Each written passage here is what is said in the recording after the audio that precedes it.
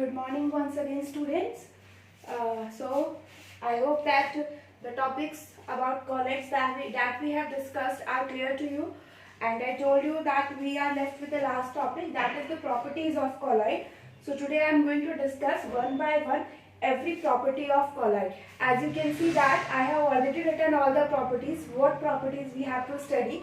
We have to study about the colligative property, color, Brownian movement, Tyndall effect, charge on colloidal particle, electrophoresis and coagulation. In properties में से जो आपका charge on colloidal particles है and coagulation है, इसमें बहुत सारे questions है जो इन दोनों टॉपिक्स पे आते हैं. That is the charge on colloid and coagulation. So let us discuss every property one by one. ठीक है, मैं कुछ प्रॉपर्टी को शॉर्ट में डिस्कस करूंगी और कुछ हम डिटेल डिस्कस करेंगे. So I will start with the colligative property.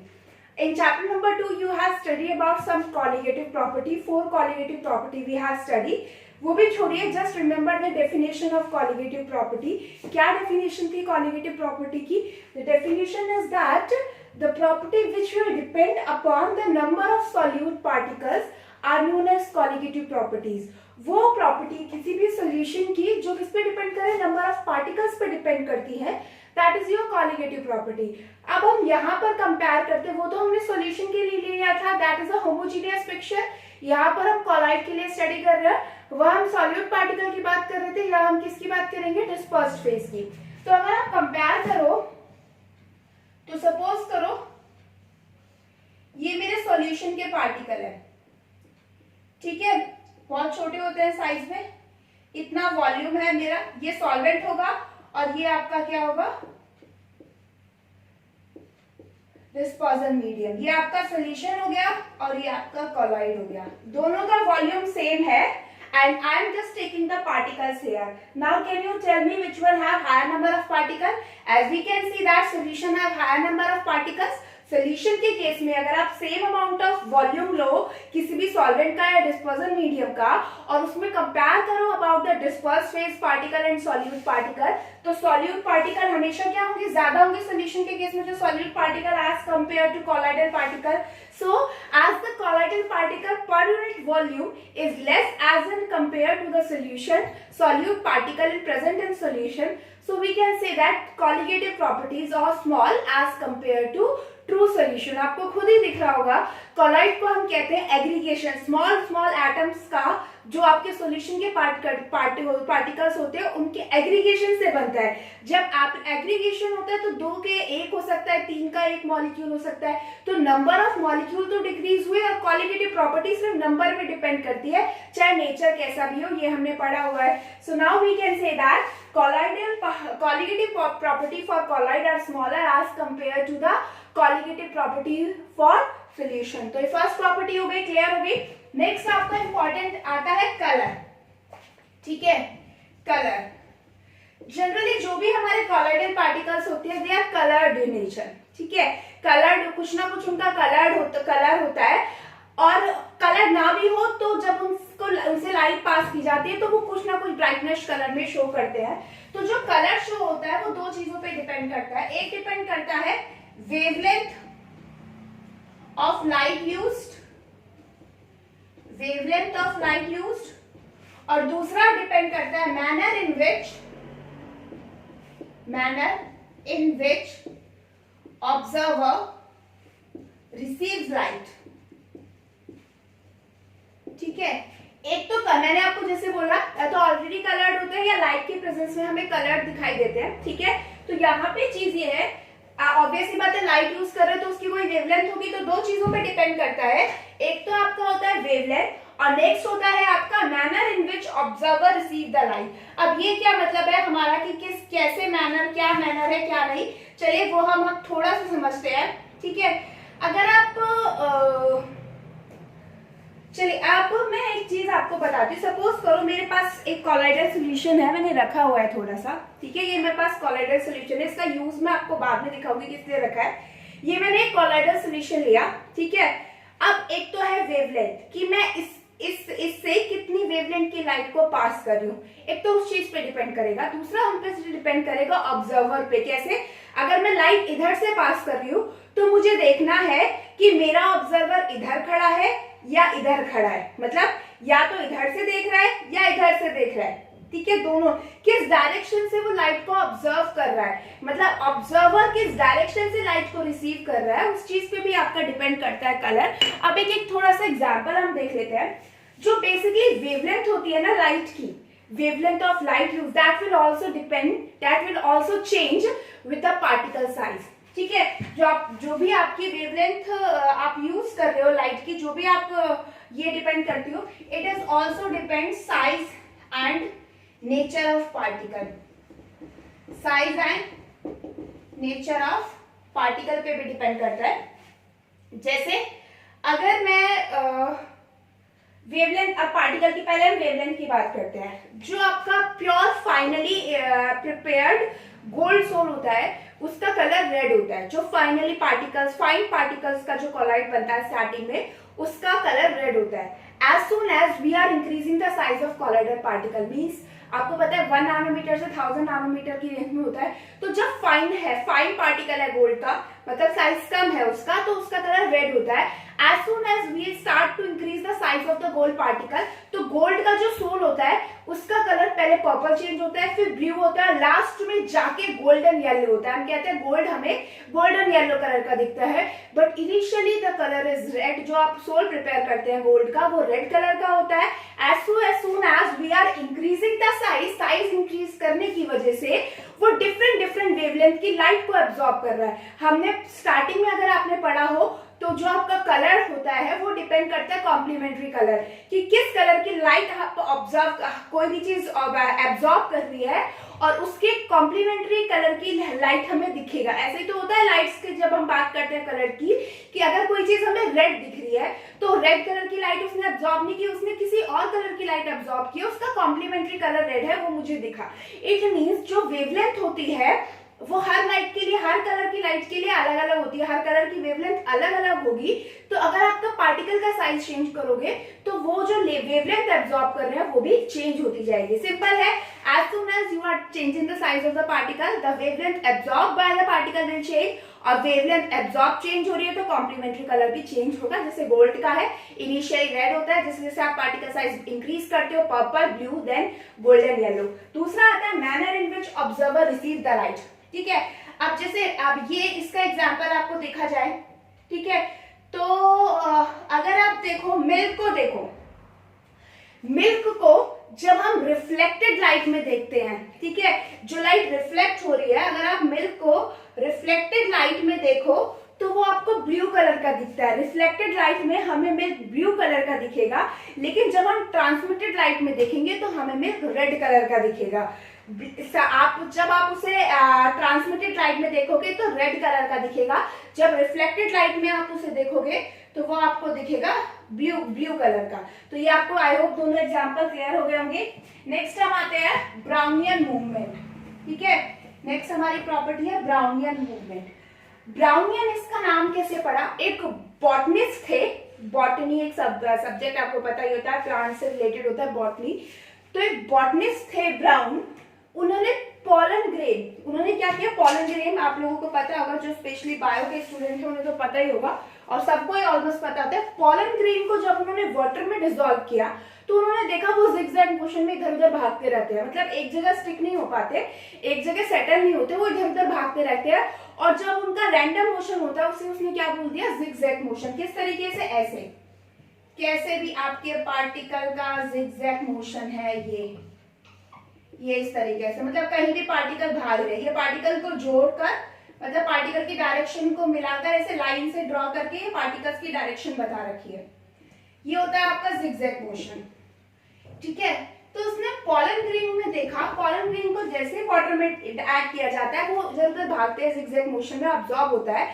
Same उसने यही चीज ऑब्जर्व की कोलाइड के लिए by using an ultra microscope, ठीक है, उसने अल्ट्रा माइक्रोस्कोप से देखा कि जो आपके कॉलॉइड में डिस्पर्स फेज के पार्टिकल्स होते हैं वो भी डिस्पर्जन मीडियम में जिगजैग मोशन में प्रेजेंट होते हैं। ठीक है, तो इसीलिए हम कहते हैं colloid show Brownian movement because they are present in the zigzag motion. और इसका एक बहुत अच्छा सिग्निफिकेंस है और इसका सिग्निफिकेंस है कि जो जिगजैग मोशन होता है, जो आपका पार्टिकल जो है वो always is in the motion, वो सिर्फ स्टिल नहीं होते, वो एक जगह वो ऑलरेडी जिगजैग मोशन में प्रेजेंट होते हैं, जिसकी वजह से वो ग्रेविटी को अपोज करते हैं।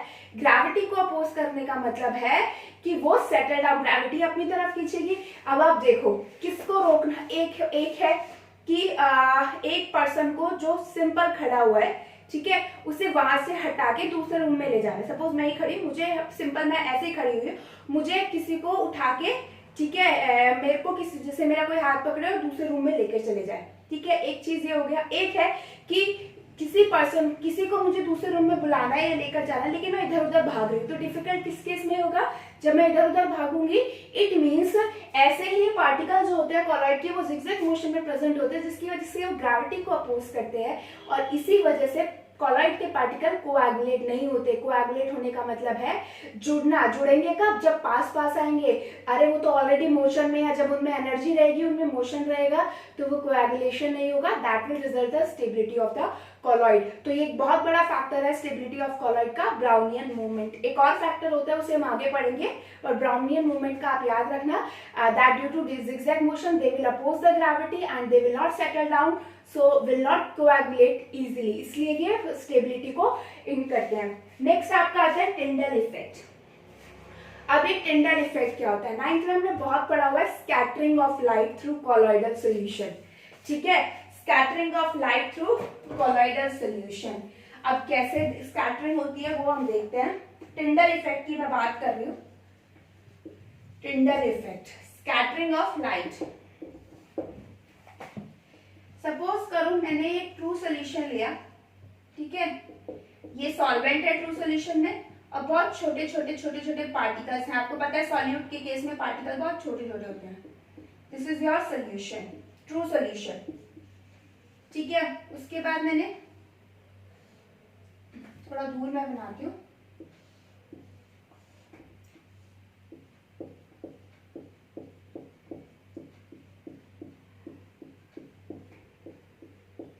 ठीक है, ये आपका हो गया कॉलॉइड। अब मैंने क्या किया, मैंने यहां से लाइट को डाला, क्या किया, लाइट को पास किया। ठीक है, लाइट मैं यहां से पास कर रही हूँ लाइट को, ठीक है, और मैं उधर से विजुअलाइज कर रही हूँ, तो मुझे यहाँ पर बीच में कोई साइन नहीं दिखेगा, या आपको सीधी दिखेगी लाइट, यहाँ पर ऐसा ही पॉइंट दिखेगा। अभी मैं आपको दिखाती हूँ फ्लैश लाइट के उससे आपको दिखाती हूँ। ठीक है, आपने यहाँ से इस साइड से लाइट डाली, ठीक है, और दूसरी साइड आपको ज्यादा कोई पाथ ऐसा विजिबल नहीं हुआ लाइट को, बस दूसरे कॉर्नर पर आपको एक स्पॉट मिला लाइट का। लेकिन जब मैंने कॉलॉइड पे लाइट डाली, ठीक है, मैंने कॉलॉइड पे डाली, मैं इसी लाइन को सीधा एक्सटेंड कर रही हूं एक ही लेवल में, क्या हुआ, यहाँ टकराया किससे, पार्टिकल से। और जब लाइट टकराती है, लाइट की अपनी एक वेवलेंथ होती है, और जब वो लाइट किसी चीज से टकराती है तो वो डिफरेंट वेवलेंथ की लाइट में डिस्पर्स हो जाती है। लाइट का बहुत अच्छा होता है वो, आपने विवक्योर का सुना होगा, जो आपकी व्हाइट लाइट होती है it will contain 7 colour.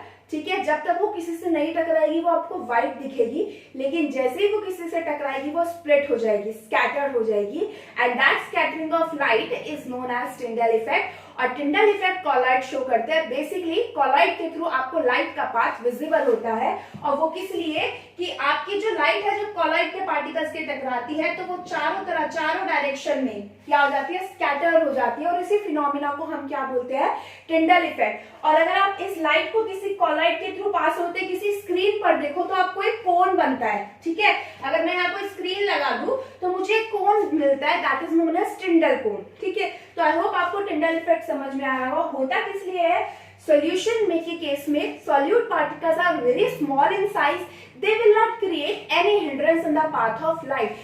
But in case of colloid, as the particle size is bigger, so when the light will strike at the colloidal particle, जब लाइट कॉलाइड के पार्टिकल के साथ स्ट्राइक करेगी तो वो क्या होगा, विजिबल होगा। एक बहुत अच्छा एग्जांपल इसका मैं आपको देती हूँ। डार्क रूम है, आपने, चलो आप वो छोड़ो, आपने मूवी देखी होगी मूवी थिएटर्स में, ठीक है, जब आपका जहां से आपका प्रोजेक्टर पीछे से आपने देखा होगा प्रोजेक्टर जहां से चलता है, वो जो लाइट आती है उसमें आपको बहुत सारे, वो लाइट आपको विजिबल होती है, इस तरीके से होती है विजिबल या नहीं होती, ठीक है, और उसमें छोटे छोटे डस्ट के पार्टिकल भी दिखते हैं। वो इसलिए होती है विजिबल क्योंकि वहां पर जो वो एयर में डस्ट के पार्टिकल है, दैट इज अ कॉलाइड। हमने एग्जाम्पल में पढ़ा है, सॉलिड इन गैस का एक एग्जाम्पल है आपका ये, that small dust particle will dispersed in the gaseous dispersion medium. तो वहां पर क्या होता है, वो जो आपके डस्ट पार्टिकल है एयर में, वो एक कॉलाइड की तरह बिहेव कर रहे हैं, जिसकी वजह से उसने लाइट का पाइप विजिबल बना दिया, ठीक है। तो ये आपका चीज है। चलिए मैं आपको एक इस चीज को दिखाती हूँ, एक चीज से सिंपल है, I will try to show you, ठीक है। बस मैंने ट्राई किया है, थोड़ा प्रॉब्लम इसलिए आ रही थी बिकॉज रूम में थोड़ा डस्ट प्रेजेंट है, तो इसको मैं आपको एक्टिविटी को दिखाती हूँ। You can see that it's a glass of water, ठीक है, sorry, it's a glass of water and I have dissolve some amount of sugar in it. आप बिना शुगर के भी रह सकते हैं, कोई बात नहीं। शुगर का मैंने इसमें थोड़ा सा अमाउंट डिसॉल्व किया, मीन कि क्लियर सोल्यूशन बन गया, ठीक है। As soon as I switch off the light, ठीक है, आप देखोगे लाइट का कोई पार्ट ऐसे विजिबल नहीं हो रहा इसके थ्रू। जो आपको विजिबल हो रहा है वो साइड में हो रहा होगा, that is your dust particle, क्योंकि मैंने पहले एक करके देखा है, थोड़ा वीडियो बनाई है। तो रिजल्ट ये है कि आप वो देखो, आपको इस तरीके से लाइट का जो वो ब्राइट फ्रिंज आपको दिख रहा है, इस तरीके से कोई पाथ विजिबल नहीं हो रहा, ठीक है। थोड़ा क्लियर होगा, मैं जो कॉलाइड सोल्यूशन रखा है उसके थ्रू मैं आपको दिखाती हूँ। ये देखिए विजिबल हो रहा है लाइट का path, I hope that it is visible to you. आप देखिए लाइट का पाथ विजिबल हो रहा है, नहीं हो रहा, देखो जहां से लाइट पास हो रही है आपको लाइट स्कैटर होती हुई दिख रही है, देखिए दिख रही है लाइट। और अगर मैं इसे ना भी देखूं तो डार्क रूम में ऐसे भी स्कैटर होती हुई दिख रही है मुझे लाइट, क्यों, क्योंकि यहाँ पर जो थोड़े बहुत आपके डस्ट पार्टिकल है उनकी वजह से स्कैटर हो रही है लाइट। ये देखिए रूम में जो आपके डस्ट पार्टिकल है आपको दिख रहा होगा, तो वो कॉलाइड की तरह बिहेव हो रहा है, तो ये क्या कर रही है लाइट को scatter. So this is known as Tyndall effect. I hope आपको ये क्लियर हुआ होगा थोड़ा सा, ठीक है। नेक्स्ट हम चलते हैं बेटा, next property is, next is charge on colloidal particle, ठीक है। अब हम नेक्स्ट आते हैं चार्ज पे, चार्ज ऑन कॉलाइडल पार्टिकल। अच्छा हाँ, टिंडल इफेक्ट के लिए दो कंडीशन बहुत आपकी जरूरी है, वो आपको याद भी रखनी है। What are the two main condition for Tyndall effect, ठीक है। एक तो सबसे पहला ये कि आपका जो रिफ्रैक्टिव इंडेक्स होता है between dispersed phase and dispersion medium, ठीक है, उनके मैग्नीट्यूड उसमें डिफरेंस बहुत ज्यादा होना चाहिए, सिंपल है। The difference between the refractive index of dispersed phase and dispersion medium should be very high Tyndall effect को ऑब्जर्व करने के लिए।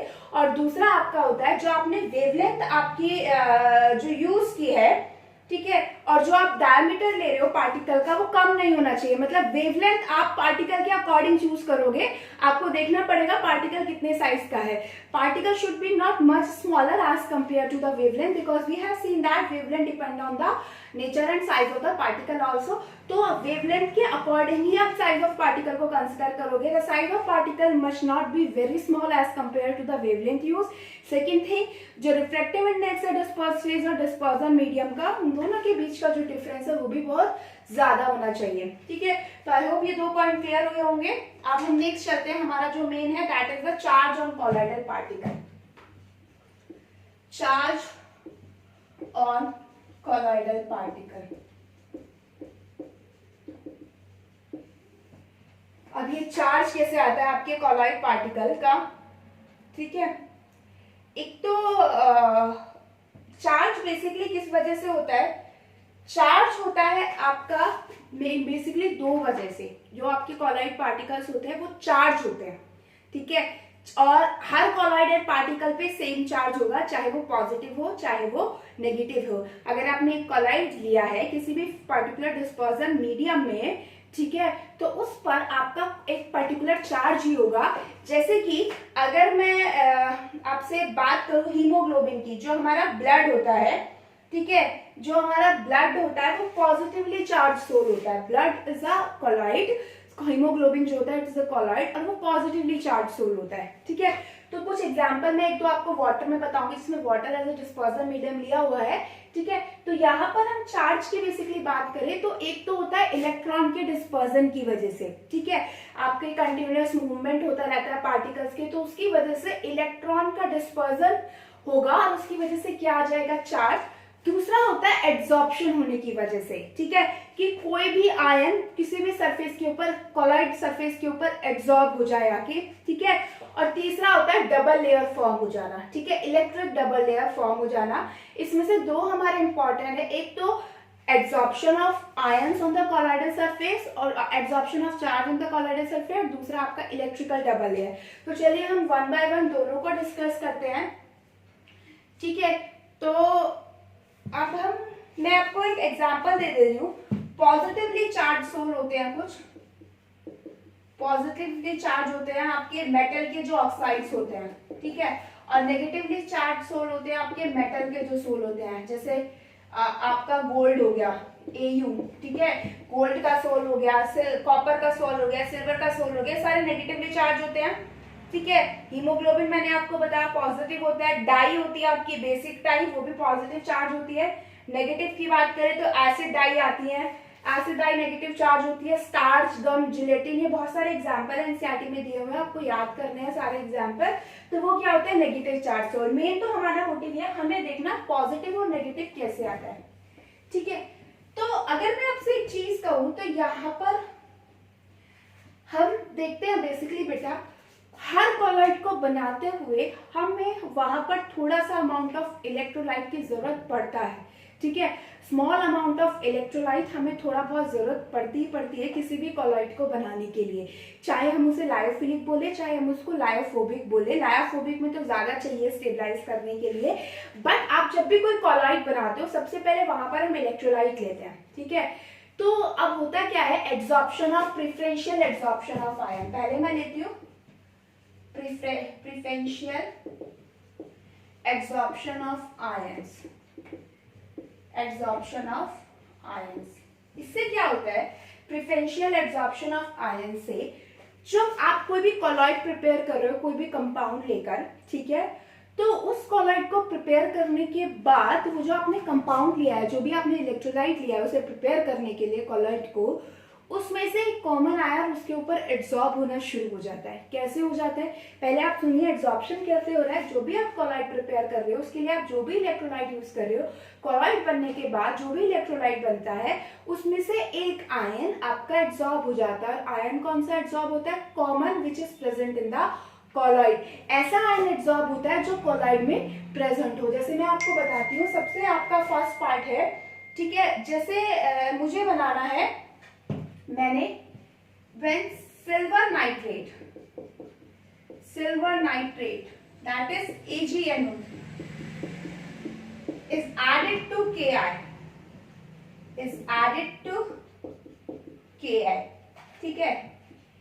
AgI फॉर्म, क्या फॉर्म हो रहा है, AgI फॉर्म होगा। आप पहले रिएक्शन लिख लीजिए, AgNO3 में मैंने Ki डाला तो वहां से मेरा AgI प्लस KNO3 फॉर्म होता है और ये मेरा क्या बन गया, कॉलॉइड बन गया। ये मुझे कॉलॉइड बनाना है, प्रेसिपिटेट ना बना के, मैंने इसके प्रेसिपिटेट बना के इसे कॉलॉइड में कन्वर्ट हुआ है। क्या बन गया, AgI, ठीक है। अब मैं क्या कर रही हूँ, अब मुझे देखना है AgI तो बना, अब AgI पे चार्ज हमेशा किसी ना किसी कॉलॉइड पे चार्ज तो हमेशा प्रेजेंट होगा ही होगा, ठीक है। तो अब हम चार्ज हम कैसे पता चलाएंगे, कैसे प्रेजेंट होगा। तो मैंने आपको बोला जो भी आप सब्सटेंस यूज कर रहे हो कॉलॉइड को बनाने के लिए, जो भी आप इलेक्ट्रोलाइट यूज कर रहे हो, यहाँ पर Ki और सिल्वर नाइट्रेट में से इलेक्ट्रोलाइट कौन सा है, Ki है। हमने पढ़ा है NaI डिसोसिएशन, जो आयनिक कंपाउंड है इजिली डिसोसिएट हो जाते हैं, इसलिए वो स्ट्रॉन्ग इलेक्ट्रोलाइट की तरह बिहेव करते हैं। तो जो अभी आपका इलेक्ट्रोलाइट होगा उसमें से कॉमन आयन पर जाकर एब्जॉर्ब हो जाएगा, ठीक है। अब दूसरी चीज मैं आपको ये भी बता दूं, AgNO3 वाले में से अब आप देखिए, एक AgNO3 है, एक Ki है। कॉलॉइड में क्या है, AgI, या तो Ag प्लस एब्जॉर्ब होगा या फिर क्या एब्जॉर्ब होगा उसके ऊपर I, ठीक है। अब मैंने कहा कॉलॉइड पर चार्ज होता है, चार्ज कहां से आ जाएगा, उन्हीं सब्सटेंसेस जिससे आपने कॉलॉइड को प्रिपेयर किया, अगर आप अलग से कुछ नहीं डाल रहे, ठीक है। यहाँ पे मैंने दो चीजें ली, एक लिया AgNO3, एक लिया मैंने Ki, ठीक है। बना क्या मेरा AgI कॉलॉइड बना। एक तो चीज मैं आपको ऐसी ही बातें देती हूँ, स्ट्रॉन्ग इलेक्ट्रोलाइट Ki है, ठीक है, तो यहाँ पर I माइनस एब्जॉर्ब हो जाएगा, लेकिन उससे आगे थोड़ा सा कंफ्यूजन हो सकता है। इस चीज को मैं दूसरा डायग्रामेटिकली समझती हूँ, ठीक है। तो मैं क्या कर रही हूँ, मैं आपको इसे डायग्राम के अकॉर्डिंग समझाती हूँ, ठीक है।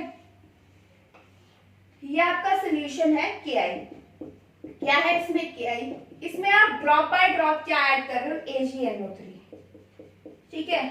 सपोज करो आपने स्टार्टिंग में 1 यूनिट AgNO3 यूज किया और आपका Ki तो बहुत सारा है, Ki क्या है 10 यूनिट है, ठीक है।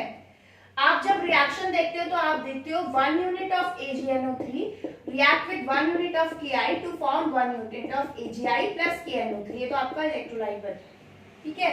अब आप देखिए इसमें से जैसे ही मैंने 1 मोल AgNO3 ऐड किया और मेरा Ki कितना है 10 मोल मान लो प्रेजेंट है, इसमें ज्यादा अमाउंट में ही है, ऑब्वियसली बात है, बाहर से आप एक ड्रॉप डाल रहे हो तो मेरा AgI तो कितना बनेगा 1I, ठीक है। यानी आप देखो 1 AgNO3 प्लस 1 Ki के साथ हो गया, बचा कितना 10 माइनस 1 कितना बचा 9 Ki बचा, ठीक है। अब देखो AgI जैसे बनेगा उस पर कौन सा आयन एड्सॉर्ब होगा, एक ऐसा आयन एड्सॉर्ब होगा जो कॉमन है इलेक्ट्रोलाइट्स में। अब कॉमन तो Ag भी है, कॉमन तो I भी है, भाई Ag भी कॉमन है, AgNO3 से आ जाएगा और I कहां से आ जाएगा Ki, लेकिन ये चार्ज कैसा होगा, ये होगा negatively charge sol, because we are adding only drop by drop AgNO3, तो जितना आप AgNO3 ऐड करे जा रहे हो वो तो सारा Ki यूज कर रहा है, और Ki क्या है एक्सिस में है, तो ऑब्वियसली बात है AgNO3 तो आप जैसे डालोगे उस पर Ki झपट्टा मारेगा और AgI में कन्वर्ट हो जाएगा, लेकिन अभी भी Ki किस में प्रेजेंट है, एक्सिस में प्रेजेंट है, और Ki की एक्सिस में प्रेजेंट होने की वजह से, और ये मैंने आपको पहले ही बताया कॉमन आयन एब्सॉर्ब होता है, तो वो कौन सा आयन एब्सॉर्ब हो जाएगा I नेगेटिव, और ये कैसा सोल हो जाएगा Ag नेगेटिव चार्ज सोल। उल्टा करो, उल्टा कैसे करो, अब अगर मैं लूं रिएक्शन सेम है लेकिन यहां पर मैं चेंज कर दूं, अब मैंने कर दिया when Ki is added to AgNO3, क्या ऐड कर रहे हैं, रिएक्शन वही रहेगी, अभी भी क्या बनेगा AgI बनेगा, लेकिन अगर आप देखिए आप अब इसे ड्रॉप बाय ड्रॉप डाल रहे हैं, AgNO3 एक्सिस में प्रेजेंट है तो AgI तो बन गया, लेकिन अब कौन सा आयन एब्सॉर्ब होगा, अब I नेगेटिव एब्सॉर्ब नहीं होगा इन पार्टिकल्स के ऊपर, इन पार्टिकल्स के ऊपर एब्सॉर्ब हो रहा है, अब I नेगेटिव एब्सॉर्ब नहीं होगा, अब कौन सा एब्सॉर्ब होगा, अब होगा Ag पॉजिटिव, क्योंकि अब AgNO3 एक्सिस में है, तो अब ये कौन सा चार्ज सोल हो जाएगा, पॉजिटिवली चार्ज सोल, कौन सा हो जाएगा ये पॉजिटिवली चार्ज सोल। तो आई होप आपको ये क्लियर हुआ हो थोड़ा सा किस तरीके से एड्सॉर्प्शन होता है। एड्सॉर्प्शन होता है चार्ज का from the electrolyte that are using for the preparation of colloid, and preferential adsorption का मतलब क्या है, प्रेफरेंशियल एड्सॉर्प्शन का मतलब है, प्रेफरेंशियल एड्सॉर्प्शन का मतलब है आपका बेटा कि जो आयन कॉमन है इलेक्ट्रोलाइट और कॉलॉइड में वही एड्सॉर्ब होगा, और वो किस पे डिपेंड करता है, उनके अमाउंट पे। जैसे हमने देख लिया कि जब आपने Ki AgNO3 में डाला तो पॉजिटिवली चार्ज AgI सोल बना, और जब मैंने AgNO3 Ki में डाला तो मेरा कैसा बना, नेगेटिवली चार्ज सोल। तो आई होप आपका ये आप क्लियर हो गया होगा। तो ये एक एग्जाम्पल था। दूसरा एग्जाम्पल मैं आपको बताती हूँ चार्ज का, ये AgNO3 Ki का बहुत बार आता है, इसे ध्यान से पढ़ लेना। दूसरा है FeCl3 प्लस H2O, इससे कौन सा सोल बनता है, FeOH3। हाइड्रोलिसिस किया है मैंने, ठीक है, मैंने फेरिक क्लोराइड का क्या किया, हाइड्रोलिसिस किया, FeCl3 में वाटर ऐड करती गई और उसका क्या हो गया, हाइड्रोलिसिस। अब वाटर तो इतना इजीली आयनाइज होता नहीं है, ठीक है, तो यहाँ पर जो सोल बनेगा इसके ऊपर कौन सा एब्सॉर्ब हो जाएगा, positive charge from ferric chloride, क्योंकि वाटर तो इलेक्ट्रोलाइट होता ही नहीं है, water is not act as a electrolyte, water इतना इजीली आयनाइज ही नहीं होगा तो वो इलेक्ट्रोलाइट की तरह बिहेव नहीं करेगा। तो यहाँ कंडीशन कौन सी होगी, FeCl3, और FeOH3 और FeCl3 में कॉमन क्या, Fe प्लस, तो पॉजिटिवली चार्ज सोल बन गया। दूसरा है अगर FeCl3 में मैं NaOH ऐड करती हूँ, ठीक है, क्या ऐड करती हूँ मैं, FeCl3 में NaOH ऐड करती हूँ, तो बेसिकली इसमें होता क्या है, जब आप एक ये एक्सेप्शन है तो इसे थोड़ा सा आप सुन लीजिए। इसका एक्सेप्शन ये है, जब आप NaOH एक्वस लेते हैं तो बेसिकली आपका जो कंपाउंड बन रहा है वो बन रहा है OH3 Fe2O3.XH2O, इस तरीके से, या फिर आप लिख सकते हैं Fe2O3.XH2O। ठीक है, यहाँ पर क्या बन रहा है Fe2O3.XH2O, यहाँ पर भी Fe2O3.XH2O। ठीक है, यहाँ पर हमने क्या लिया है, यहाँ पर हमने बेसिक मीडियम लिया है NaOH, which is a very strong base, मतलब बहुत जल्दी आयनाइज हो जाता है, स्ट्रॉन्ग बेस भी है, लेकिन उसके साथ साथ इलेक्ट्रोलाइट भी बहुत अच्छा है NaOH। तो ये एक प्रेफरेंशियल एब्जॉर्प्शन से थोड़ा सा अलग है। जब आप वाटर लेते हो FeC फेरिक आयरन ऑक्साइड का सोल प्रिपेयर करने के लिए, आयरन हाइड्रोक्साइड का, तो वो पॉजिटिवली चार्ज सोल होता है, लेकिन जब आप NaOH लेते हो तो उस पर कौन सा आयन एब्जॉर्ब होता है, OH नेगेटिव। ये थोड़ा सा एक्सेप्शन है, इस वाले को थोड़ा सा याद रखना, OH नेगेटिव वाला। बाकी सारे हमने पढ़ लिए, वो हमें समझ में आ गई, बस इसका याद रखना NaOH वाले का। ठीक है, कि जब आप FeCl3 लेते हो NaOH के साथ तो वो नेगेटिवली चार्ज सोल बनता है, दैट इज OH नेगेटिव। ये मैंने आपको वो एग्जांपल बताए हैं, that is present in your book. Book से अलग मैं आपको कोई एग्जांपल नहीं पढ़ा रही, और ना ही बुक से अलग एज सच कोई इतना अच्छा एग्जांपल आता है। तो आई होप आपको चार्ज ऑन कोलॉइडल पार्टिकल का पहला समझ में आया होगा, एब्जॉर्प्शन ऑफ आयन। अब दूसरा क्या होता है, मैंने बोला इलेक्ट्रिक डबल लेयर। ठीक है, अब वो क्या होता है, इलेक्ट्रिक डबल लेयर कैसे बनती है, वो इसका बाद वाला स्टेप है, basically second, formation of double layer. Formation of double layer कैसे बनेगी मैं आपको दिखाती हूँ। मैंने लिया क्या, इसमें लिया है Ki और मैं डाल रही हूँ AgNO3।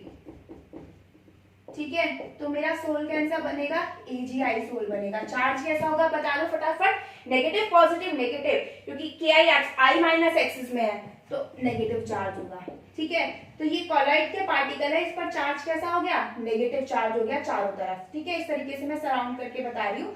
ठीक है, इसे AgI के बहुत सारे पार्टिकल है, उन्हें सराउंड किसने कर लिया, I नेगेटिव ने। अब करते क्या है, I नेगेटिव के साथ जुड़ा क्या हुआ है, K पॉजिटिव, तो ये I नेगेटिव क्या करेगा, अपने सराउंडिंग में क्या लगा लेगा, K पॉजिटिव, तो बन गई आपकी डबल लेयर। ये तो आपकी फर्स्ट लेयर थी, this is your first layer और this is your second layer. ये कौन सी हो गई, फर्स्ट लेयर, और ये हो गई आपकी सेकंड लेयर। आप एक्स्ट्रा कुछ नहीं डाल रहे, हमेशा याद रखना एक्स्ट्रा बाहर से कुछ नहीं ऐड करना। अगर आप बाहर से ऐड करोगे तो पूरा कॉलॉइड की केमिस्ट्री चेंज हो जाएगी। हमें जो है हमारे पास उसी में करना है, जिससे हमने कॉलॉइड बनाया है।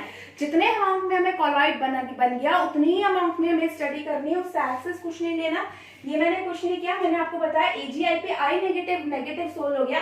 I नेगेटिव किसके साथ एसोसिएट था, K पॉजिटिव, तो उसके सराउंडिंग में कौन सी लेयर बन जाएगी, K पॉजिटिव। तो यहाँ पर देखो डबल लेयर बन गई या नहीं बने, ये हमेशा फिक्स रहती है, ये लेयर हमेशा क्या रहेगी, फिक्स, बिकॉज इसने कॉलॉइड को प्रोटेक्ट किया गया है, कॉलॉइड को सराउंड किया गया है। ठीक है, क्योंकि कॉलॉइड चार्ज, कॉलॉइड जो आपके कॉलॉइड पर चार्ज होता है वो उन्हें क्या करता है, स्टेबलाइज करता है। स्टेबलाइज कैसे करता है मैं आपको बताऊं।